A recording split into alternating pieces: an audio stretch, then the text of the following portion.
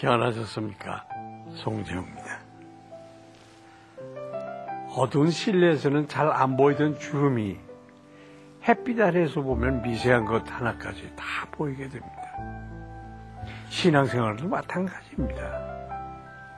평소에는 잘 보이지 않아도 말씀의 빛 가운데 나아가면 사소한 죄까지도 주 앞에 다 드러나게 되는데요.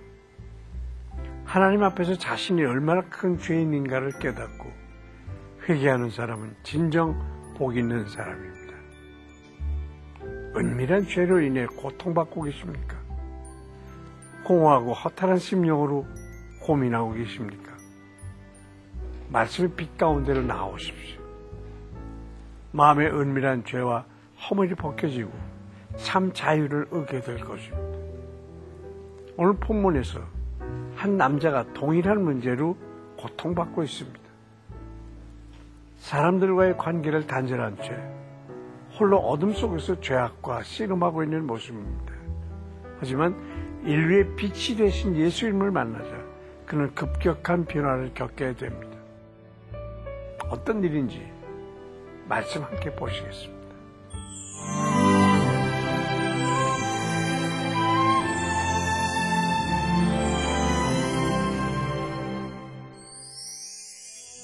오늘 보실 말씀은 마가복음 5장 1절부터 13절까지입니다.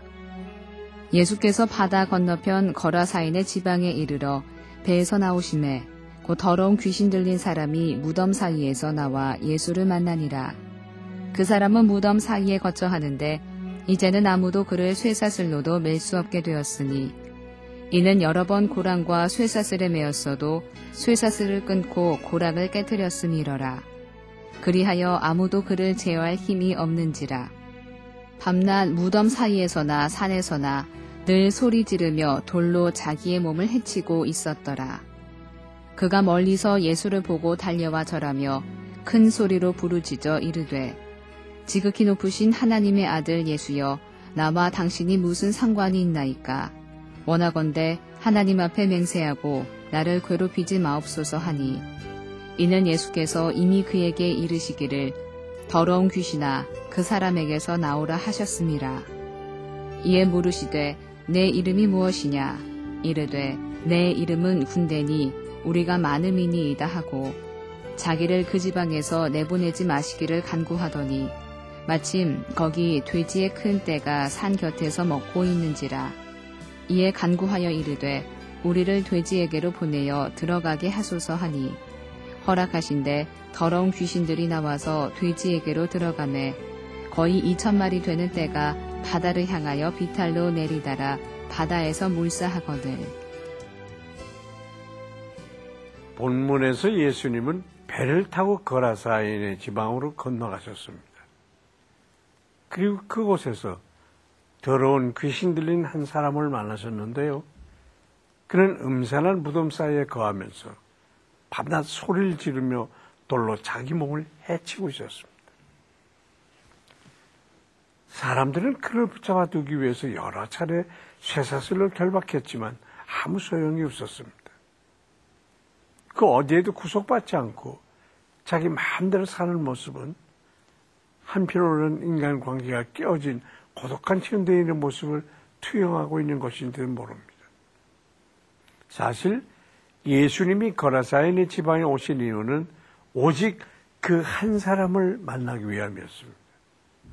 예수님은 그 속에 들어있는 군대 귀신을 향해서 더러운 귀신아 그 사람에게서 나오라고 명령하셨고 그 명령이 떨어지자마자 군대 귀신은 그 사람을 몰고 예수께로 뛰어가 더러운 자신과 지극히 높으신 하나님의 아들과는 아무 상관이 없으니 제발 괴롭게 하지 말아달라고 하면서 소리를 질렀습니다.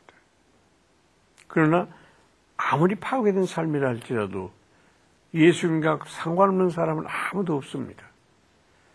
예수님은 바로 그 나약한 죄인을 구원하기 위해서 이 땅에 오신 분이기 때문입니다.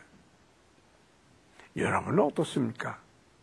그 아무도 해결할 수 없는 삶의 문제라고 할지라도 예수님 한 분만을 의지하며 나아가는 믿음을 소유하고 계십니까?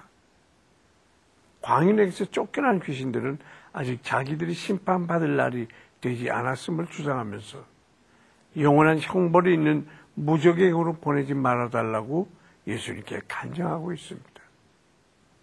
그리고 마침 거기 있던 큰 돼지떼를 보고 그리로 들어갈 수 있게 해달라고 간청했습니다.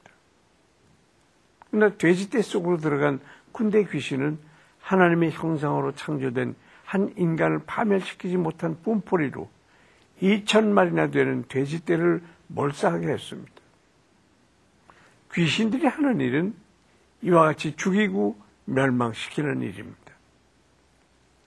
이것은 사람을 살리고 회복시키기 위해 일하시는 예수님의 모습과는 철저히 대조되는 것입니다. 매 순간 사단은 우리에게 거짓된 생각을 가져다 줍니다. 왜곡되고 잘못된 생각, 부정적인 생각으로 우리를 죽이고 멸망시키는 사탄의 메시지를 분별해야 합니다. 오로지 우리를 새롭게 하고 회복시키시는 하나님의 음성을 날마다 의지하는 여러분 되시길 바랍니다.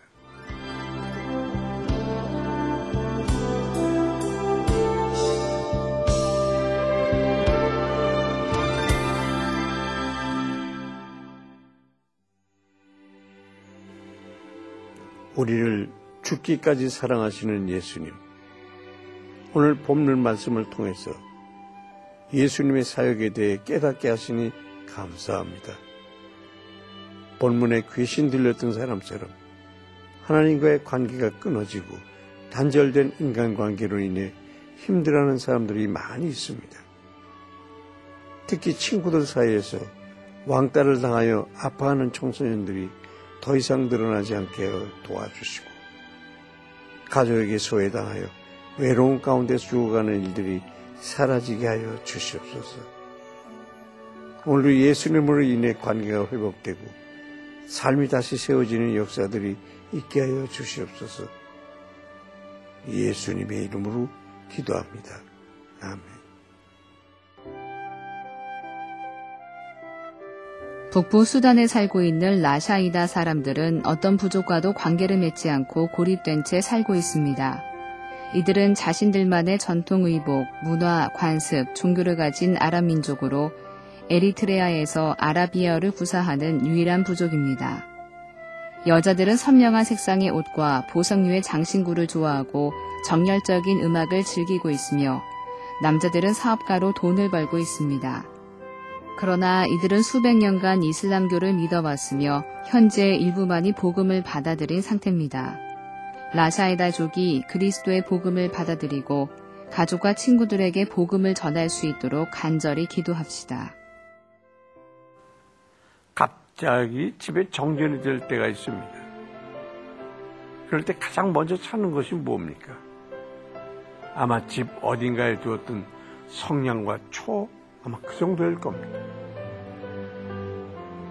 촛불 하나만 켜도 집안이 환해지게 되는데요. 우리의 삶도 마찬가지입니다. 어두운 터널을 지날 때, 고난의 시간을 지날 때 예수님의 말씀이 우리 마음을 밝혀주는 촛불이 되어줄 것입니다. 평소에는 관심도 없었던 촛불 하나가 어두울 때 큰 도움이 되듯이 우리가 일상생활에 묵상했던 하나님의 말씀은 인생의 어둠 가운데 큰 빛을 발휘한다는 사실을 기억하시길 바랍니다. 오직 하나님의 말씀이 우리 인생의 등불이 되고 빛이 되어 주실 것입니다. 오늘도 주님 주시는 말씀을 붙들고 승리하시는 여러분 되시길 바라면서 송재율 큐티 동행 여기서 마치겠습니다. 감사합니다.